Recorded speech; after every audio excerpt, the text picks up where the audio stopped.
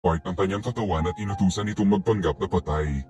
Nilagay siya sa kabaong na nilagyan din ng marka upang ibigay sa mga Modus Boys.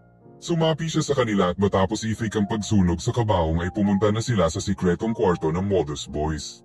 Doon ay nilipat na nila ang katawan ni Gyeong-sok sa lamesa at pinakilala naman ni Soldier 1 si No-Yul sa kanila. Bago magsimula ang operasyon ay inatake ni No-Yul si Wan at pagtapos ay maangas niyang inisa-isa ang Modus Boys. Sa huli ay tinapos niya si Wan at inutusan ang natitirang Modus Boy na sagipin si Gyeong-sok kapalit ng kanyang buhay. Samantala, dinala ng mga worker ang isang pabaong sa kwarto ng mga players na nagulat nang makitan si Gi-hun pala ang nilalaman nito. Kinagabihan ay nagising siya at agad naalala ang sinapit ng kanyang kaibigan. Dumating ang manager at ni-reveal sa mga players na meron na silang tigti 25 million pesos kung sakaling gusto na nilang tapusin ang palaro. Bago magsimula ang botohan ay nagwala si Gi-hun at nagmakaawa sa kanila na tapusin na ang kanyang buhay.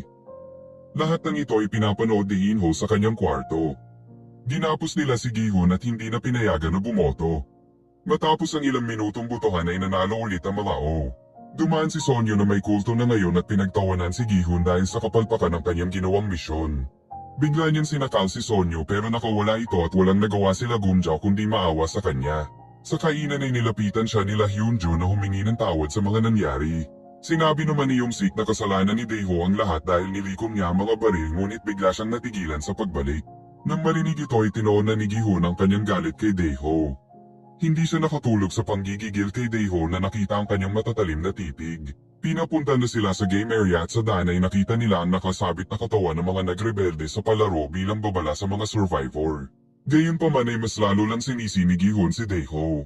Sa pang-apat na laro ay bumunot ang mga players ng mga bola na may kulay na pula at asul. Dito ay magkaibang kulay ang nabunat nila Gomjo at kanyang anak na si Young-sik. Ganun din ang nangyari kina Junhee at Myung-gi. In-explain na ang laro na tinatawag na hide and seek. Dito ay kailangan magtago ng mga blue mula sa red hanggang sa maubos ang 30 minutes. O kaya naman ay gamitin ang mga susi na binigay upang mahanap ang exit ng laro. Ang mga red naman ay binigyan ng kutsilyo dahil kailangan nilang makapaslan ng isang blue para maklear ang laro.